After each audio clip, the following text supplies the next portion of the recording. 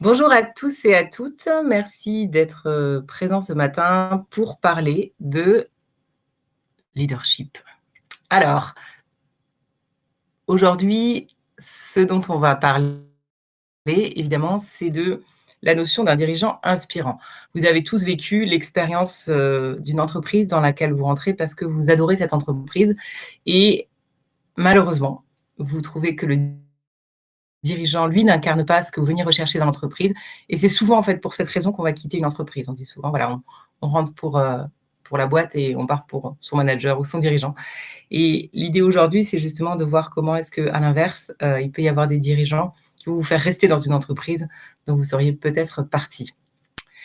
Alors, pour commencer, une petite question pour vous, parce qu'un certain nombre d'entre vous être dirigeant, avaient été dirigeant, seraient dirigeant. Qu'est-ce qui aujourd'hui, en tant que leader, vous semble être ce que vous aimeriez le plus développer? Alors évidemment, la liste, elle est très longue. J'aurais pu mettre énormément d'autres choses. J'aurais pu rajouter, par exemple, la patience, parce que moi, je pense que c'est quelque chose que j'ai vraiment besoin de développer, la patience avec les équipes, quand elles n'arrivent pas forcément à aller au rythme que j'aimerais. Vous pouvez mettre donc le numéro dans le chat, entre 1 et 6, qui serait la dimension pour laquelle vous pensez que vous avez le plus besoin de développer. Évidemment, c'est caricatural, vous l'avez bien vu. Alors, le 3, le 1.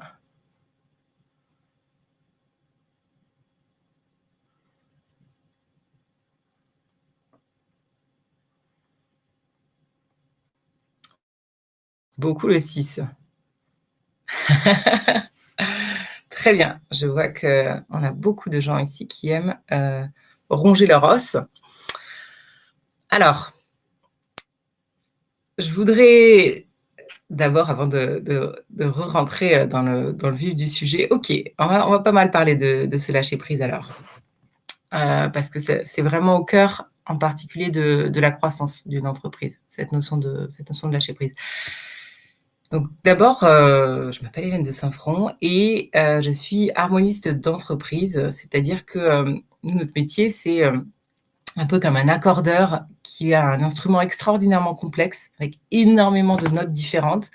Et ce qu'il va falloir, c'est réussir à faire en sorte que chaque note sonne juste. Les notes sont toutes différentes. Simplement, quand quelqu'un veut jouer de l'instrument, il faut que chaque note soit juste.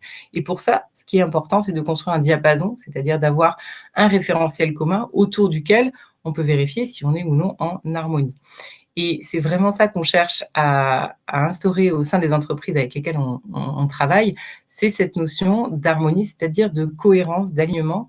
C'est vraiment pas de s'assurer que tout le monde est pareil, c'est de s'assurer simplement que tout le monde est compatible, que quand quelqu'un veut jouer, il n'y aura pas quelque chose qui va sonner faux. Parce que vous le savez sûrement, notre cerveau, la chose qu'il déteste le plus, c'est l'incohérence. Donc, quand quelque chose arrive qui est pas juste par rapport à ce que vous attendriez, c'est très désagréable. Et quand vous avez ça au quotidien, ces dissonances, ça finit par peser énormément sur évidemment votre morale, mais aussi votre capacité à être performant. Et du coup, à terme, c'est quelque chose qui peut vraiment beaucoup miner votre carrière et souvent amener les gens à partir. Et le dirigeant, en fait, par rapport à cette notion de cadre, pour nous, le cadre, ça va être justement la culture de l'entreprise. Et pour nous, un dirigeant inspirant, c'est un dirigeant qui a réussi à mettre une culture d'entreprise extraordinaire en œuvre. C'est-à-dire que la notion d'inspiration, c'est pas tant la personne elle-même. Bien sûr, il y a des dirigeants où on peut penser à des rockstars. Simplement, c'est pas forcément ceux qui auront créé en interne une culture où il y aura vraiment cette dimension de la personne m'inspire et me fait grandir. Alors, je vous ai donné quelques exemples ici de dirigeants que moi je trouve particulièrement inspirants parce qu'ils ont créé une culture qui a permis à leur boîte de décoller. Évidemment, et on va revenir là-dessus à plusieurs reprises, je vous ai mis 2 hommes et 2 femmes, parce que je pense qu'aujourd'hui, justement, on voit un leadership au féminin qui vient rééquilibrer le leadership masculin qui a dominé pendant longtemps. Et encore une fois, je ne parle pas d'hommes et de femmes, je parle de masculin et de féminin. On est le lendemain du 8 mars, donc je suis désolée, j'y reviendrai souvent. Sur la partie, donc sur cette slide, vous reconnaissez évidemment tous Reed Hastings, le PDG de Netflix, qui vient justement de publier un livre en expliquant quelle culture il avait mis en place, cette culture de il n'y a pas de règles, la règle c'est pas de règles, c'est ce mode de no limites, une culture qui valorise du coup énormément les gens, l'innovation beaucoup plus que le process, l'efficacité, etc. Avec par exemple la possibilité de prendre des vacances illimitées, donc un mode de management assez particulier et qui a fait ses preuves puisque on voit aujourd'hui Netflix qui est devenu un géant de la distribution de films. Vous avez en dessous Christelle Guimarães qui a été récompensée par le prix Bold Women et qui est une femme qui est en train de réinventer complètement l'industrie du nettoyage. Une femme qui, dans une industrie où il y a quand même beaucoup une population qui n'est pas forcément très éduquée, et donc en général beaucoup de turnover, qui arrive à avoir moins de 2% de turnover dans ses équipes, avec une extraordinaire culture de rendre visible l'invisible, c'est-à-dire de permettre à tous ces gens qui travaillent normalement en tant que femmes et hommes de ménage la nuit, et donc on ne voit jamais, au contraire cette fois-ci de travailler 2 jours, de pouvoir être visible, donc d'avoir créé vraiment cette culture de soyez fiers de votre métier, il n'y a pas de sous-métier, et on l'a vu avec la crise du Covid, nettoyer, c'est en fait vital. Vous avez à côté, devant ces bouteilles, Maggie Henriquez, qui est la DG de Krug, et qui a lancé une extraordinaire culture de la générosité en faisant revivre en fait les racines qui avaient été à l'origine de ce champagne, et justement en faisant vivre cette générosité dans ses équipes, à l'extérieur, dans son écosystème, etc., à redonner un souffle à ce délicieux champagne que je vous recommande. Et enfin, vous avez en dessous Stanislas Neufchâteau qui a lancé Doctolib. Et Doctolib, en fait, quand ça a été lancé, ce n'était pas les premiers sur ce marché. Et ce qui leur a permis vraiment de faire la différence, c'est là aussi la culture qu'il a su insuffler en interne, avec un certain nombre de valeurs qui ont été extraordinairement vécues par les équipes, une dynamique très cohérente, et qui leur a permis peu à peu de s'imposer comme le leader dans un domaine où ils n'étaient pas forcément, a priori, partants. Alors, maintenant, cette notion de culture dont je vous parle, hein, allons un petit peu plus en profondeur. Pour nous, le leader, et vraiment, s'il y a un message à retenir, c'est celui-là. Le leader, c'est d'abord et avant tout le leader de la culture, et son seul rôle, c'est de poser et de tenir un cadre. C'est-à-dire qu'aujourd'hui, on est dans un monde qui est extraordinairement changeant, complexe, et donc la seule valeur ajoutée d'un dirigeant, c'est pas de prévoir, d'anticiper, de savoir, de comprendre, etc. C'est de poser un cadre super clair dans lequel on puisse ensuite chacun donner le meilleur de soi-même pour pouvoir évoluer, s'adapter, etc. Et le cadre, c'est d'abord et avant tout le cadre de la culture. Et là encore, je vous disais, le cerveau, voilà, il a besoin d'avoir des choses qui sont claires, qui sont cohérentes, parce que c'est ça qui le rassure, c'est ça qui va le mettre en sécurité psychologique. Et il y a toutes les études récentes qui ont montré qu'en fait, c'est ça le plus important dans une équipe. C'est pas forcément, je sais pas, la bienveillance, c'est pas forcément la diversité. Ce qui compte dans une équipe, c'est d'avoir une sécurité psychologique absolue. La sécurité psychologique, c'est je sais très bien pourquoi je suis là, je sais très bien quelles sont les règles du jeu, et du coup, dans ce cadre de règles du jeu, je vais pouvoir laisser libre cours à mon talent. Alors, quand on parle de culture, de quoi est-ce qu'on parle ? La culture, justement, et c'est pour ça, encore une fois, qu'on va parler de leadership, la culture, pour nous, c'est comment les décisions sont prises quand vous n'êtes pas là, en tant que dirigeant. Donc, c'est vraiment le cadre de référence qui sert à chacun pour prendre des décisions. D'où l'importance de vous-même poser ce cadre. Alors, il y a 4 dimensions qu'on met, nous, dans ce qu'on appelle la culture d'entreprise, qui répondent un peu au questionnement de base et qui représentent, on va imaginer, les 4 angles d'un terrain de jeu, encore une fois, qui sera ce fameux terrain où chacun va pouvoir ensuite apporter ses compétences. Le premier, c'est évidemment de travailler sur le why, donc quel sens. Aujourd'hui, on parle beaucoup de raison d'être, de mission. C'est dans le fond, tout ça, à quoi ça sert. Donc, qu'est-ce qu'on cherche à faire avec tout ce travail que je fournis au quotidien. Donc, justement, Je vous ai parlé tout à l'heure de Christelle Guimarães et Coqueline. Eux, leur raison d'être, c'est rendre visible l'invisible. Donc, c'est vraiment cette notion de revaloriser la personne qui travaille dans le nettoyage. Ensuite, il y a la notion du how, qui est le fameux comment. Donc, et effectivement, et ce sens, c'est souvent ce qu'il y a de plus fort parce que c'est voilà, cette notion de OK, je suis capable de faire quelque chose qui peut-être me plaît pas parce que je sais à quoi ça sert. Et du coup, évidemment, c'est quelque chose que, en tant que dirigeant, on doit incarner, porter, rappeler en permanence. Ensuite, la notion du how, c'est vraiment les valeurs. C'est de quelle manière, en fait, on va faire ça. C'est quoi notre style à nous? Est-ce qu'on est dans le quick and dirty, on y va à fond, ou est-ce qu'au contraire, on est dans la rigueur, dans la précision, dans la perfection? Et cette partie-là, c'est la plus importante.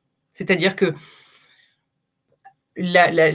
ça, on va appeler ça les modalités, c'est ce que chacun va expérimenter au quotidien.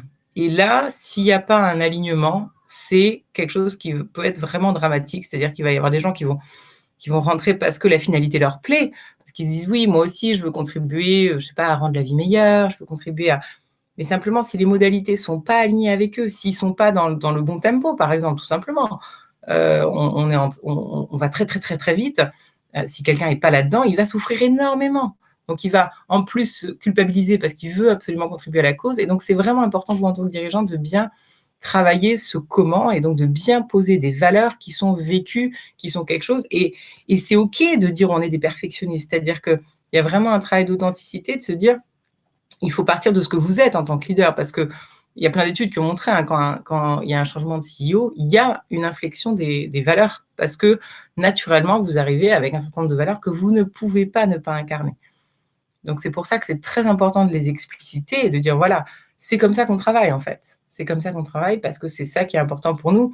Les valeurs, il faut y penser comme étant un peu des critères inconscients de décision, d'évaluation que vous allez, en fait, mettre à toutes les sauces. Si pour vous, l'efficacité, c'est hyper important, vous n'allez pas pouvoir vous empêcher de tout passer à la sauce de l'efficacité. Donc, autant l'expliciter. Et que les gens pour qui c'est aussi important seront ravis de bosser avec vous. Et les autres, justement, vous rejoindront pas et ça fera tout ça de gâchis en moins. L'autre aspect qui est aussi important, c'est de bien clarifier la proposition de valeur. C'est-à-dire qu'on se rend compte que souvent, parce qu'on n'est pas dans les sales, par exemple, on ne va pas prendre le temps de bien comprendre finalement qu'est-ce qu'on est en train de vendre, à qui, et c'est quoi vraiment la valeur ajoutée qu'on cherche à leur apporter. Par exemple, chez Château Forme, ils ont très bien clarifié ça en disant, en fait, nous, ce qu'on vend, c'est de la chaleur ajoutée. On ne vend pas des lieux séminaires, on vend de la chaleur ajoutée. Et du coup, ça met toute l'entreprise dans le mindset de comment est-ce que moi aussi, je peux contribuer à rajouter cette chaleur ajoutée. Et puis surtout, c'est être très au clair sur pour qui vous faites tout ça. C'est-à-dire, c'est quoi le persona, c'est qui les 2 ou 3 personnes qu'il faut avoir en tête en permanence quand on fait son boulot, je fais ça pour eux. C'est ces personnes-là qu'on a en tête. Donc, c'est les fameux personas en marketing. Et le dernier aspect qui est important de clarifier aussi, c'est où est-ce qu'on va, évidemment avec toutes les précautions d'incertitude que les dernières années en particulier nous ont montré, mais c'est vraiment de prendre le temps de se dire comment est-ce que je peux au maximum donner de la visibilité sur où est-ce qu'on est en train d'aller, même si c'est du plus ou moins court terme. Vous n'êtes pas obligé d'avoir une vision à 10 ans, parce que de toute façon, c'est assez rare de l'atteindre, mais en tout cas, c'est vraiment avoir ce cadre-là qui est très clair pour que les équipes, elles comprennent c'est quoi nos objectifs actuels. Vous savez, de plus en plus, on a des OKR en ce moment, c'est se dire, juste pour le trimestre, je comprends que dans le trimestre, c'est ça, ces 3 priorités. Et ça, c'est vraiment, si on a tout ça qui est clair pour tout le monde dans la boîte, en tant que dirigeant, vous pouvez prendre des vacances. C'est-à-dire que tout le monde est capable, du coup, de vraiment prendre sa place et prendre le rôle qui est le sien, parce qu'il a très bien compris comment il devait avancer. Donc, c'est vraiment ce rôle-là, s'il y a, encore une fois, une chose à retenir, qui est le rôle du dirigeant, de poser un cadre et de poser un cadre super clair, et surtout de s'assurer, encore une fois, que vous explicitez tout ça, puisque ce qu'on a remarqué avec un certain nombre de dirigeants avec lesquels on travaille, c'est que vous avez toujours l'impression de diffuser un certain nombre de valeurs, un certain nombre de choses, et si ils ne sont pas explicités, valorisés, revalidés, vous pouvez avoir des écarts, et des écarts qui effectivement un jour peuvent donner lieu à des clashs que vous n'auriez pas forcément anticipés. Donc, encore une fois, voilà, le rôle du dirigeant, c'est celui qui va poser le cadre, donc définir ce cadre et le définir avec authenticité, ça veut dire partir de ce que vous êtes, vous, en tant que dirigeant, et bien évidemment, faire un travail collaboratif pour définir tous ensemble qu'est-ce qu'on vit au quotidien, où est-ce qu'on a envie d'aller. Et ensuite, c'est cette notion d'exemplarité, évidemment, de ne jamais avoir peur de la répétition. Il y a certaines entreprises chez Château Forme, mais c'est presque, on dirait que c'est dégoulinant. À tous les discours, ils vont rappeler voilà, les valeurs, ils ont un bouc entier de rites pour permettre de vraiment faire vivre ces valeurs. Donc, il y a vraiment cette notion d'exemplarité qui va être au cœur cette exemplarité et le fait de rappeler en permanence. Et enfin, le dernier aspect qui va être important, c'est surtout toujours de faire le lien entre chaque décision que vous prenez et ces fameux 4 éléments. Là encore, c'est pour cette notion de cohérence et cette notion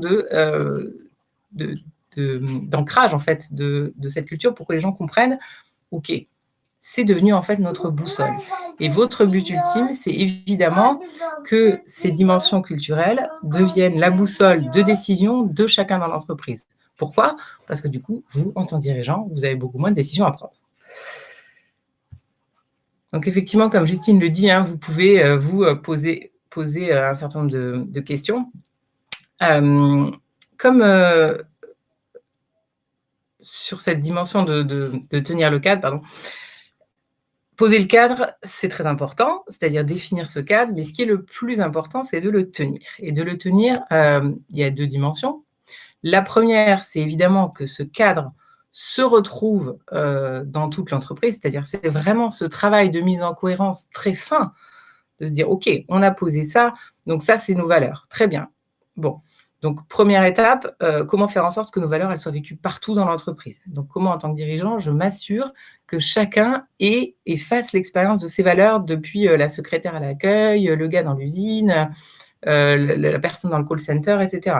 Puis ensuite, comment est-ce que je fais en sorte que mes clients vivent la même expérience, que ce soit dans leur expérience d'achat, sur le site internet, dans le service après-vente, comment est-ce que je m'assure qu'ils vivent, eux, ces valeurs-là. Et puis ensuite, comment est-ce que je m'assure aussi que dans toute notre communication, en interne, en externe, on est cohérent par rapport à ça. Comment est-ce qu'on met nos pratiques RH aussi en parallèle. Donc typiquement, comment est-ce que je crée un modèle de leadership qui soit aligné sur nos valeurs, sur notre mission. Comment est-ce que je commence à évaluer aussi sur ça. C'est-à-dire que les entreprises chez Comet, par exemple, ils vont faire des 360 sur les valeurs pour tous les managers. Et si on n'atteint pas 50%, le deal, c'est tu pars. C'est-à-dire, on est vraiment intransigeant sur le fait que voilà, il faut que les gens comprennent qu'aujourd'hui, si c'est des critères qui sont des critères, donc pour que ça ait de la valeur, en fait, la valeur des valeurs, ça veut dire que vous vous accordez de la valeur et donc vous valorisez les personnes qui les vivent. Et évidemment, l'idée, c'est de peu à peu, pour tenir ce cadre, c'est que vous vous restreignez à tenir ce cadre et vous ne faites surtout pas la police sur le terrain en permanence pour toujours être là. Non, mais attends, c'est moi qui prends cette décision. C'est ça qui est très important. Vous parlez du lâcher prise. Donc en fait, l'idée, pour lâcher prise, c'est vraiment d'avoir posé très finement le cadre. Une fois que vous l'avez posé, et là effectivement, attachez-vous les mains dans le dos s'il y a besoin, c'est de ne plus intervenir. De ne plus intervenir, c'est-à-dire de laisser chacun s'emparer des règles du jeu et les faire vivre. Faut imaginer, c'est comme, voilà, vous faites rentrer un nouveau joueur sur un terrain, il doit apprendre les règles du jeu. Si vous jouez à sa place, vous prenez toutes les décisions pour lui, il ne va jamais les assimiler. Par contre, si vous le laissez jouer et puis effectivement, vous rappelez les règles le jour où il se trompe, là, peu à peu, il va les retenir et il va se mettre à les appliquer tout seul. Donc vous, votre rôle, c'est vraiment de rester en retrait et de permettre à chacun de prendre les décisions. Donc d'avoir cette posture basse, en coaching, on appelle ça, c'est-à-dire c'est pas moi le sachant, je suis là pour t'aider s'il y a besoin à réfléchir, pour t'aider pour enrichir ta réflexion, mais en tout cas, mon rôle n'est pas de te dire comment est-ce que tu dois prendre tes décisions. Et le dernier aspect, et le plus important pour tenir ce cadre, c'est les lignes rouges. C'est-à-dire que la force du cadre, elle est évidemment, donc voilà, on imagine, Imaginons, voilà, on est au foot ou dans n'importe quel sport, il y avait des règles, hein, puis quelqu'un les transgresse et puis personne ne siffle, il ne se passe rien. Bah, les autres joueurs, ils se disent: «C'est génial, bah, on y va, allez hop, je prends le ballon à la main, je fais, voilà, je donne un bon coup de pied à l'autre joueur». Enfin, donc en fait, la force de ce cadre, hein, ce sera: qu'est-ce que vous allez faire, vous, en tant que dirigeant, le jour où quelqu'un, le transgresse? Parce que c'est facile, hein, d'afficher, des belles valeurs, c'est facile d'afficher, notre vision et cetera, mais qu'est-ce que vous faites le jour où, quelqu'un, en fait, a lancé une initiative qui va exactement à l'encontre de votre mission? Ouais, ouais, c'est une opportunité très rentable, mais ça va pas dans le sens de votre mission. Le jour où quelqu'un, vous avez mis que vous aviez l'esprit d'équipe et puis, il y a quelqu'un qui a un turnover de 50 dans son équipe, les gens arrêtent pas de se plaindre, on parle un peu dans les couloirs de harcèlement et cetera, vous faites quoi? Cette personne, elle est au COMEX. Donc c'est vraiment cette notion de courage, là, de se dire: «OK, vous avez posé un cadre, mais en fait, ce cadre, il n'aura de valeur que, au moment du stress test, hein, où vous allez, être mis face à, quelqu'un ou une situation, en tout cas, qui ne le respecte pas».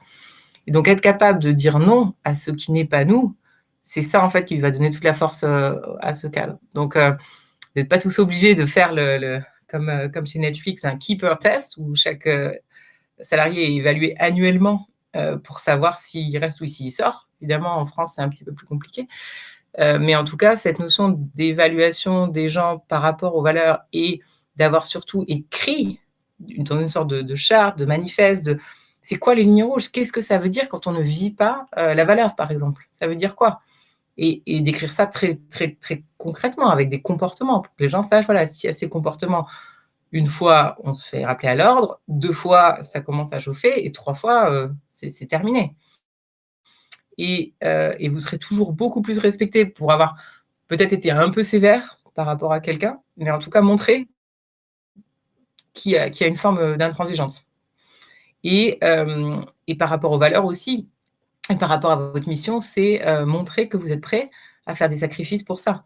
Vous prenez par exemple la Camif, hein, dans leur mission, il y a vraiment cette notion de consommation responsable. Bah, ils ont boycotté le Black Friday, alors qu'ils vendent en ligne. Donc c'était le jour où ils faisaient le plus de ventes de l'année quasiment.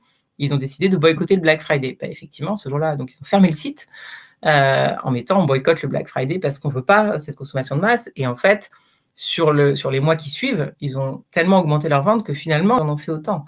Mais c'est d'avoir osé prendre ce positionnement qui va à l'encontre a priori du business, ça montre à quel point vous êtes sérieux par rapport à cette notion de cadre. Heu L'autre aspect qui est très important en tant que dirigeant, heu, c'est d'être capable de revoir aussi régulièrement ce cadre. Donc cette remise en question, on va en reparler, c'est évidemment une remise en question, personnelle, hein. C'est toujours se dire: «Comment est-ce que je passe mon temps à évoluer?» Mais par rapport au cadre de la culture, c'est aussi savoir régulièrement se remettre en question parce que l'entreprise, vous étiez, 50, maintenant vous êtes 500. Évidemment, il y a énormément de choses qui ont évolué, donc il faut savoir le remettre sur la table. Vous avez une entreprise qui s'appelle Insect, par exemple, bah, tous les 2 ans, ils rassemblent tout le monde, et ils ont 2 jours pour tout remettre à plat. Les valeurs, la raison d'être et cetera. Et le deal, c'est avec les dirigeants, c'est ils disent aux équipes, hein: «Si dans 2 jours, vous ressortez pas avec une nouvelle raison d'être, on ferme l'entreprise». Parce que la raison d'être, c'est ce qui, normalement, est la raison d'exister de l'entreprise. Donc s'il y en a plus, bah, on ferme. Évidemment, c'est jamais arrivé. Mais en tout cas, cette idée de, voilà, on est prêt à tout remettre en question parce qu'on veut s'assurer que ce qu'on fait est, cohérent par rapport à ce qu'on est en train de vivre aujourd'hui. Et enfin, le dernier rôle, que vous avez du coup en tant que leader pour tenir ce cadre, c'est de le tenir à l'extérieur. C'est-à-dire, voilà, c'est pas, donc dans l'entreprise, je suis, voilà, le hyper inspirant, un peu le gourou, mais dès que je vais à l'extérieur, alors là, j'assume plus du tout, ce que je vous disais en interne, de toute façon à l'extérieur, on est là pour faire du business, c'est drôle, c'est voilà. Donc là, au contraire, c'est, en fait, l'idée, c'est que la culture, c'est comme la confiture, hein, vous savez. Donc, l'idée, c'est pas de l'étaler pour montrer à quel point, regardez, on fait des choses merveilleuses chez nous parce que on a mis en place un baby-foot à côté de la machine à café, puis il y a une salle de massage quand même. Donc, vous voyez à quel point les gens sont heureux chez nous. Non, l'idée, c'est pas d'étaler cette confiture, c'est au contraire d'en faire des jolis petits pots et d'aller les offrir comme vos grands-mères à tous les gens autour de vous pour qu'ils puissent y goûter, pour que ils puissent justement voir que c'est quelque chose auquel vous croyez, puisque vous êtes capable d'en parler à l'extérieur et même d'encourager les autres à s'engager, à aller aussi loin. Donc, c'est partager vos convictions, ce qui est vraiment important pour vous, votre culture, à l'extérieur pour aider les autres justement à pouvoir s'en emparer. Je vous parlais de EcoClean, par exemple, Christelle Guimarães, elle va justement encourager d'autres entreprises, des compétiteurs qui vont, des concurrents qui vont justement finalement commencer à faire un peu la même chose, mais parce qu'il y va du bien-être de tous les collaborateurs de toutes ces entreprises. Pareil pour Allenvie. Allenvie, c'est justement un modèle qui a vocation à s'exporter. Donc, Guillaume Desnouets, Allenvie, c'est réinventer tout ce qui est soins à domicile. Et lui, il a eu vraiment envie d'encourager tous les entrepreneurs à devenir encore plus des acteurs du changement.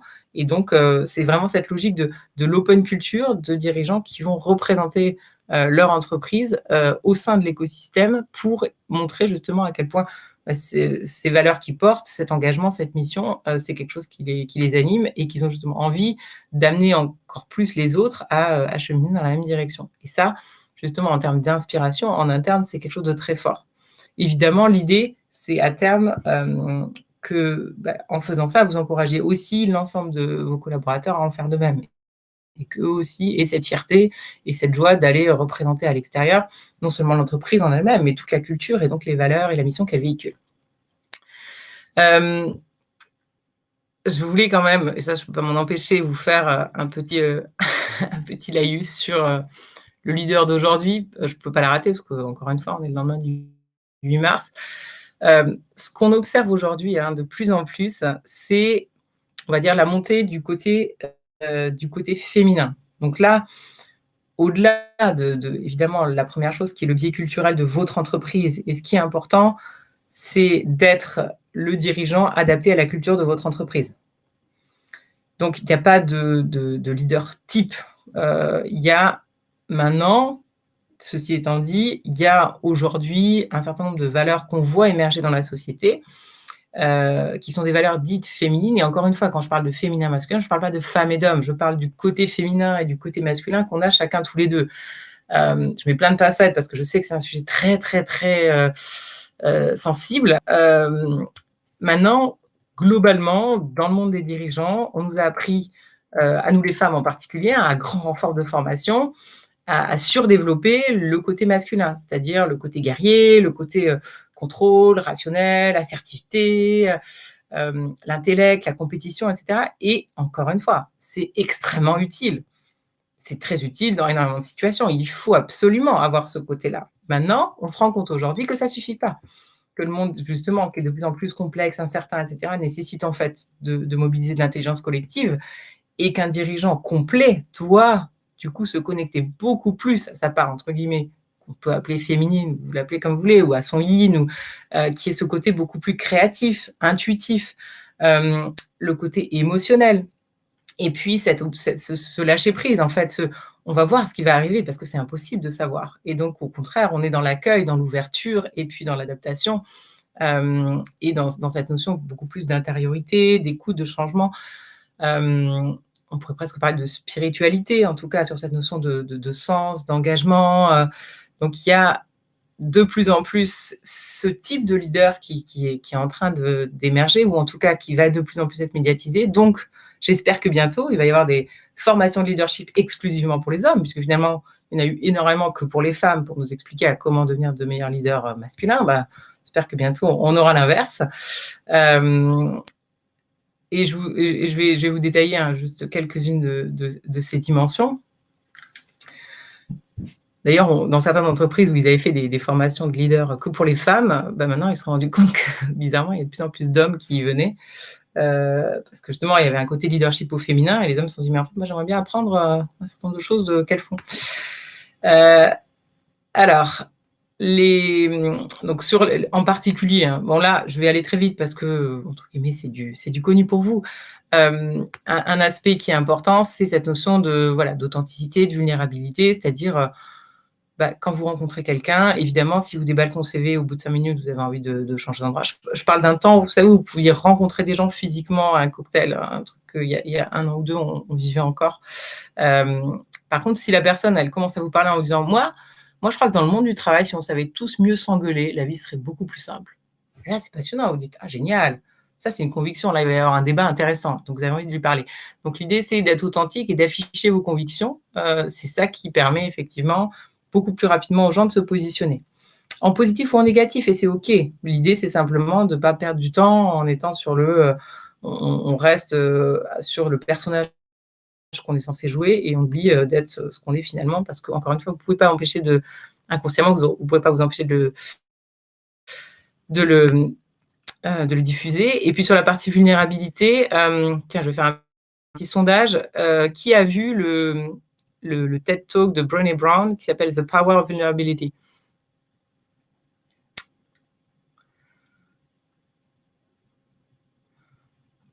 Vous pouvez répondre dans le... Bon, j'ai l'impression que ça n'a pas remué les foules. Alors, c'est un TED Talk qu'il faut absolument que vous voyez, qui est une chercheuse sur qu'est-ce qui fait finalement qu'on crée de l'affect. C'est-à-dire, qu'est-ce qui fait qu'un jour, on va se dire, mais cette personne, je l'aime bien, en fait. C'est le jour où cette personne, elle aura montré une faille et un défaut. C'est-à-dire où elle aura montré sa vulnérabilité. On ne peut pas avoir d'affect avec une personne qui est un robot mécaniquement parfait.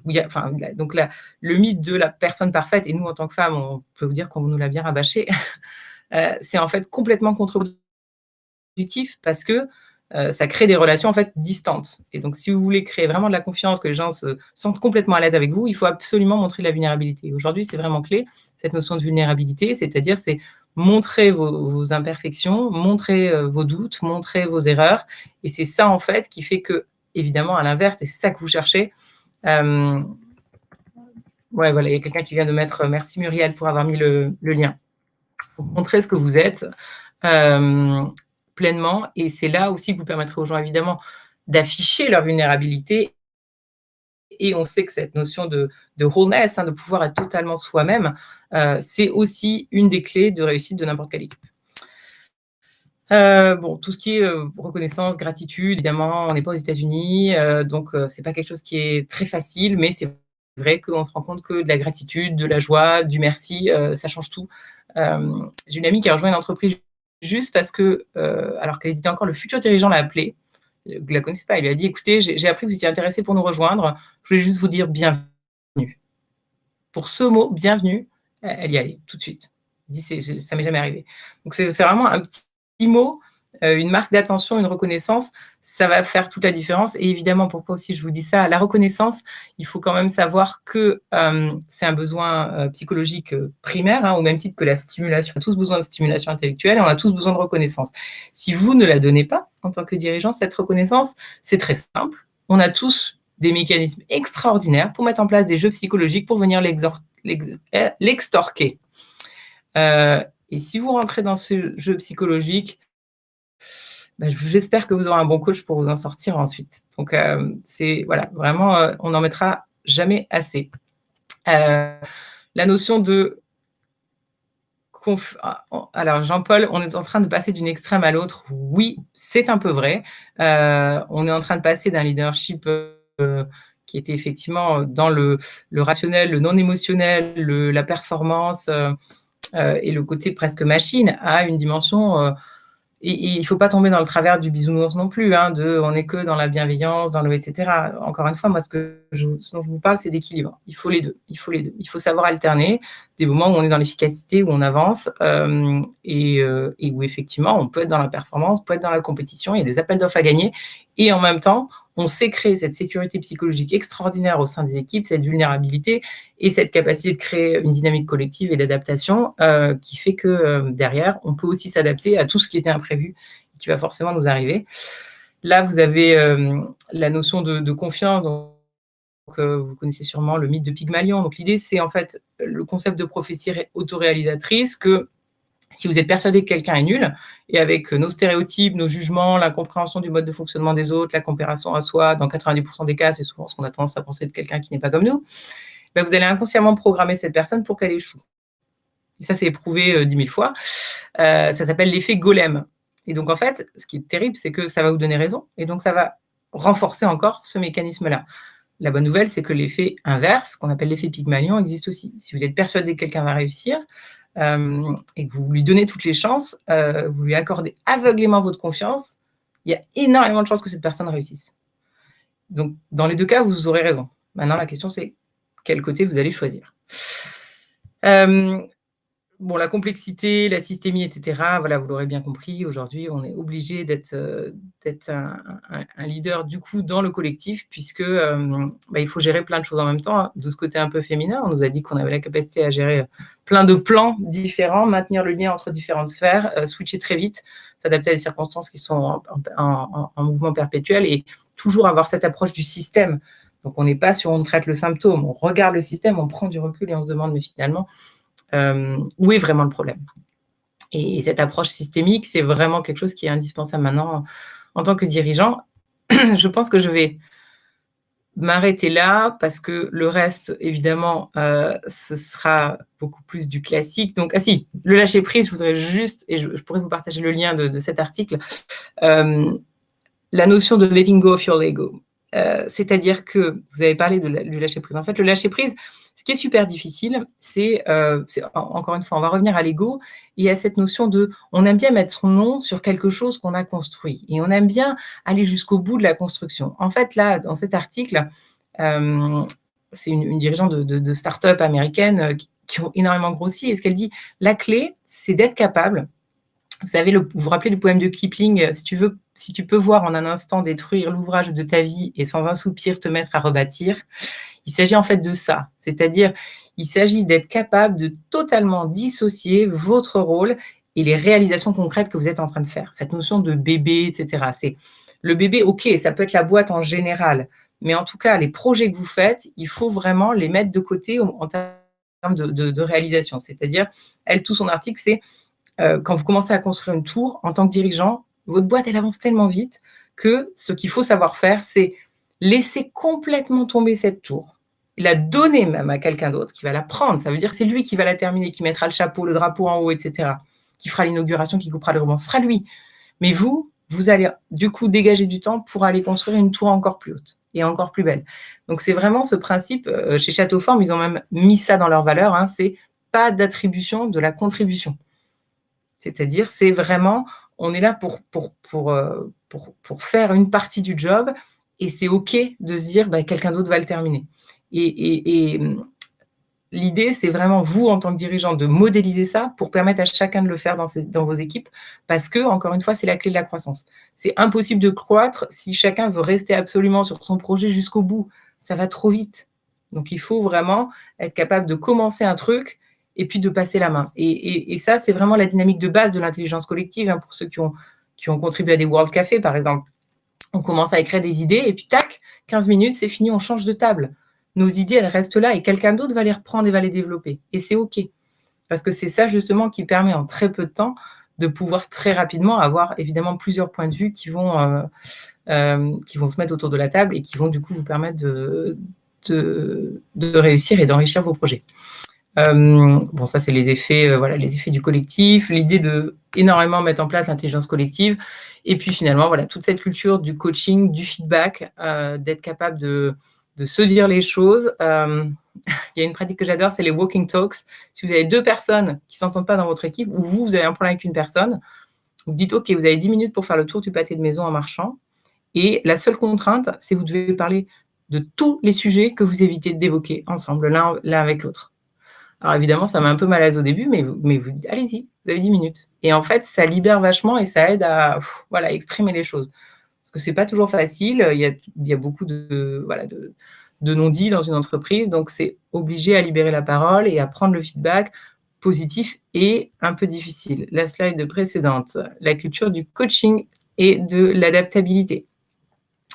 C'est-à-dire, c'est vraiment avoir cette posture en tant que dirigeant de coach, ça veut dire la posture basse, être capable de faire grandir ses équipes et les aider à s'adapter. Et vous-même, en particulier, vous remettre en question en permanence en tant que dirigeant, savoir aussi demander du feedback. Alors, je ne sais pas quelle est la dernière fois, on peut faire un test encore une fois, quelle est la dernière fois que vous avez fait un 360 pour vous? C'est-à-dire, vous avez des gens avec qui vous travaillez, collaborateurs, ça peut être votre N+1 si vous en avez un, vos pairs, 4 ans, 6 mois, 2 ans, OK. Bon, c'est déjà pas mal, vous l'avez déjà fait. Super, OK, très bien. On a donc des OK, à chaque entretien annuel, il y a un 360. Voilà, mais ça, c'est effectivement une pratique, avec soi-même. Ouais, ça c'est une pratique qui est excellente et que je vous encourage à faire plusieurs fois par an, si c'est possible même. Parce que bah, on a tous un miroir très biaisé si on se regarde tout seul dedans. Alors que quand on a les personnes autour de nous qui sont là pour nous donner leur feedback, évidemment, on va avoir des points de vue totalement différents et si c'est encore une fois, si c'est fait de manière constructive et cetera, ça peut vous ouvrir des portes que vous n'auriez pas imaginées. Un aspect d'adaptabilité qui est important aussi, c'est, être capable, vous, de vous adapter. Donc en tant que manager coach, évidemment, l'idée, c'est de s'adapter à chacun, et c'est de s'adapter aussi à chaque situation. C'est-à-dire que c'est très important, heu, de savoir comment est-ce qu'on va, selon la situation, reprendre ou pas les rênes. C'est-à-dire que, le management situationnel, c'est vraiment de savoir qu'à des moments, effectivement, on est complètement en retrait et on se retient pour ne pas intervenir et à d'autres moments, s'il y a la crise, s'il y a le feu, c'est aussi important de savoir reprendre les rênes. Ce qui était super dur pendant la période du Covid en particulier, parce qu'il y a des gens qui disaient: «Mais c'est affreux, je dois à la fois être coach, aider chacun à grandir et cetera et en même temps, j'ai dû reprendre les rênes sur tout parce que, sinon le bateau coulait». Donc, c'est pas du tout évident comme posture et en même temps, c'est important d'accepter que, voilà, il y a des moments où on a besoin de dirigeants directifs et c'est OK. Encore une fois, c'est à vous de savoir reconnaître la situation. Et le dernier aspect par rapport à ce management coach, bah, c'est évidemment de se dire: «Sachez vous faire accompagner, sachez vous faire aider». Je ne sais pas si parmi vous, on peut faire un test. Qui d'entre vous a un coach ou, enfin, une forme de coach, ou un thérapeute ou un superviseur ou un mentor ou quelqu'un qui vous accompagne, qui est là pour vous aider justement à vous faire progresser, qui est là pour vous aider à poser les bonnes questions. Ouais, OK, super. Ouais, ouais, d'accord. Coach et thérapeute, encore mieux parce qu'effectivement, le coach, il est plus là pour vous faire avancer, mais quand il y a un vrai obstacle, c'est pas mal parfois d'aller le traiter en profondeur. OK, c'est super. C'est super, c'est super donc effectivement ça c'est quelque chose que je peux que vous encourager à enfin, c'est pareil, en France, on a un peu peur de ça parce qu'il y a un problème d'ego, on a un côté, «Non, mais j'ai pas forcément besoin d'aide» et cetera. Il y a aucun champion, de n'importe quelle discipline qui réussit sans coach. Donc, à un moment, surtout, beaucoup des dirigeants qui ont vraiment franchi des caps en termes de je pourrais presque parler de niveau de conscience, en tout cas qui ont vraiment, qui sont devenus extrêmement inspirants. Ils parlent tous d'un moment où ils ont eu un travail sur eux-mêmes. Un travail sur eux-mêmes et une forme du coup d'épiphanie, hein, de ré tout d'un coup je réalise et du coup ça libère énormément de, ça lève des blocages internes et ça permet de libérer ce rayonnement que vous avez tous finalement. Donc c'est penser que l'entreprise n'ira jamais plus loin que son dirigeant et donc une forme d'accompagnement, ça peut aussi, permettre d'accélérer les choses. Je vais m'arrêter là, j'ai comme d'habitude beaucoup trop parlé. Donc pour conclure, je dirais que, pour être un dirigeant inspirant, bah, il faut déjà être un dirigeant inspiré. Donc ce que je vous encourage, c'est évidemment d'aller vous nourrir au maximum, hein, comme, bah, déjà vous le faites ce matin, mais en tout cas de ce qui se fait ailleurs, de toutes les pratiques, cultures qui peuvent se mettre en place. Il y a des dirigeants extraordinaires à écouter. On a rencontré un certain nombre dans le podcast La culture en action. Et c'est vrai que de l'entendre, de voir tout ce qu'ils ont mis en œuvre et ça permet aussi de se construire peu à peu hein, ce schéma mental d'un dirigeant qui est complètement dans ce lâcher prise, dans cette confiance et dans cet engagement avec des convictions très fortes qui sont portées. Et encore une fois, peu importe le secteur, hein, je peux vous parler d'un dirigeant, il fait des tuyaux de poêle. Donc on n'est pas toujours dans un truc sexy, high-tech ou bien quelque chose du développement durable. Hein. Donc c'est vraiment n'importe quel dirigeant peut devenir extraordinairement inspirant. à condition effectivement de poser très bien ce cadre, un cadre qui soit particulièrement authentique, d'avoir cette posture basse, de servante leader, de leader qui est au service de ses équipes, de savoir équilibrer ses dimensions féminines, masculines, de pouvoir du coup être en retrait, laisser ses équipes prendre la place et savoir aussi en permanence se remettre en question et évoluer et créer du coup toute cette culture en interne. Voilà, comme d'habitude, j'ai beaucoup dépassé. Merci Karine pour ce commentaire sur notre podcast. J'avais vu quelques questions auxquelles je vais répondre. Ou Justine, si tu en as repéré. Alors, il y avait cette notion de comment partager ses compétences sans tomber dans le faire.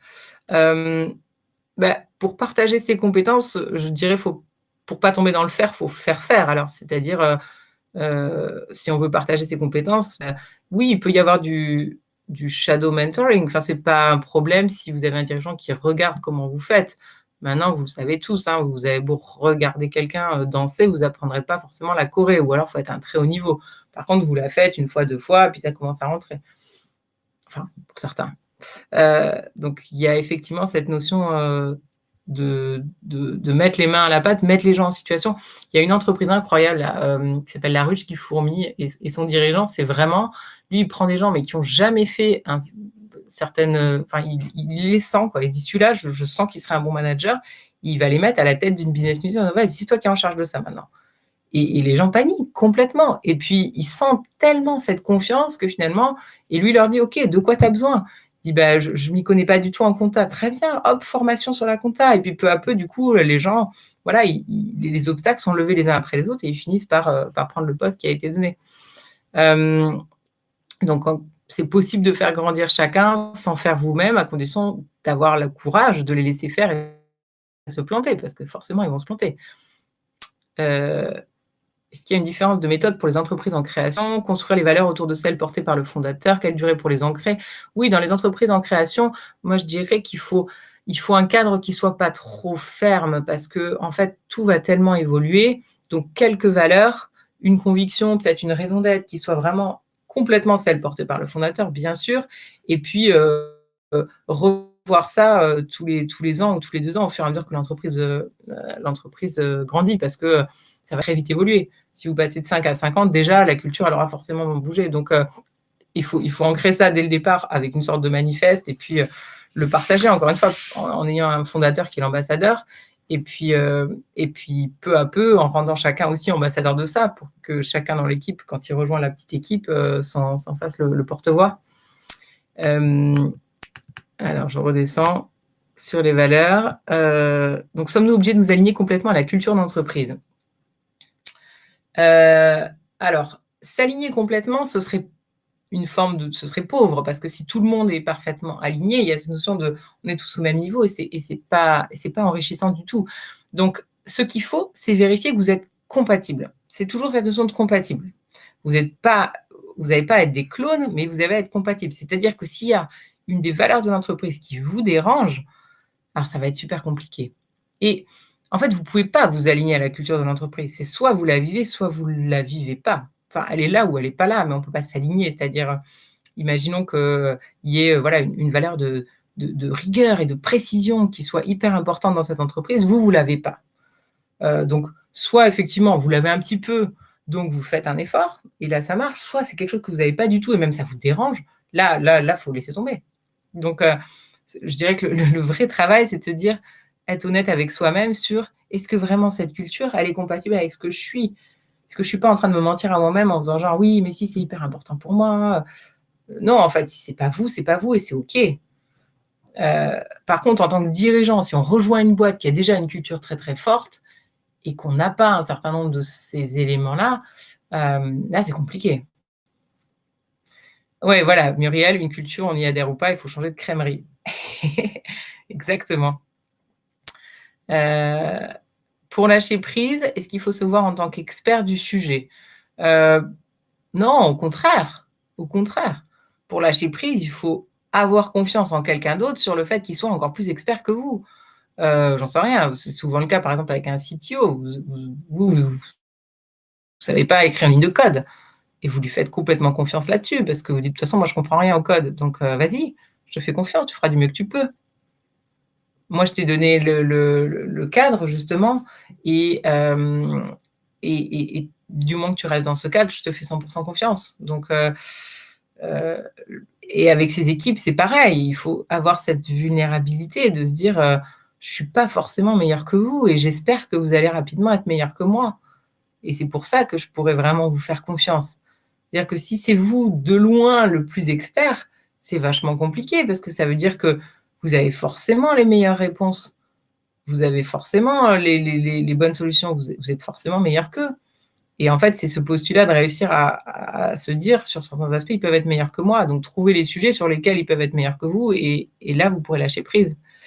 Hem Et il y avait une dernière question, donc merci à tous, hein, une dernière question sur comment optimiser l'évolution de la culture d'entreprise. Donc là, effectivement, c'est faire ce travail régulièrement, hein, tous les 2-3 ans, on réobserve quelle est la réalité. C'est-à-dire la culture d'entreprise, encore une fois, c'est ce qui est vécu, c'est pas ce qui est écrit. Donc prenez le temps de vous dire, aujourd'hui, après, avoir, passé quelques années à voilà, à mettre en œuvre, 1 ou 2 valeurs, on se rend compte qu'il y en a une, en fait, elle a pas pris, quoi. Elle est pas vraiment vécue et puis plus on grandit ou plus je sais pas quoi, maintenant on a racheté une autre boîte et on se rend compte que ça, en fait, c'est plus vraiment une réalité. Si c'est pas une réalité, c'est super dangereux de le garder dans votre culture. C'est-à-dire, il vaut mieux enlever une valeur et dire: «Bon, en fait, celle-là, elle est plus vraiment valable. L'innovation, on l'a mis parce que ça nous paraissait hyper important». On se rend compte qu'en fait, on n'est pas hyper innovant et c'est pas notre truc d'être dans l'innovation et c'est OK. Donc plutôt que de laisser une valeur et que les gens se disent: «Mais je comprends pas pourquoi on la met là parce qu'en fait, moi je vois pas ce que ça enfin, je la vis pas au quotidien», ce qui décrédibilise du coup l'ensemble du modèle, il vaut mieux enlever. Donc prenez le temps effectivement régulièrement de revoir, et de vous dire, est-ce que ce que j'ai aujourd'hui mis en place correspond vraiment à la réalité vécue de chacun et avoir cette humilité de se dire: «OK, bah, on refait l'exercice et on va expliciter, réécrire le cadre en partant de ce qui est vécu». S'il n'y a plus de questions, je vous remercie énormément pour, ce moment. Je vous encourage tous à développer vos thés féminins. Alors sachez que je m'occupe aussi des événements d'HEC au féminin qui sont ouverts à tous. N'hésitez pas à regarder sur LinkedIn ou sur Facebook, notre groupe avec plein d'événements, avec des femmes extraordinaires, qui pourront continuer à vous donner cette inspiration pour que vous soyez de plus en plus inspirants. Heu, c'est jamais très facile, hein, de faire une présentation où on est tout seul. J'espère que vous en retiendrez au moins 1 ou 2 choses. Je vous encourage à prendre le temps, 1 minute peut-être, maintenant avant de reprendre votre journée pour juste vous dire: «Qu'est-ce que j'ai appris? Qu'est-ce que j'ai appris? Qu'est-ce que je vais retenir?» et peut-être aussi, voilà, est-ce qu'il y a une chose que j'ai envie d'expérimenter, de mettre en œuvre, pour repartir avec quelque chose de cette, hop, je vous mets le calendrier de nos activités.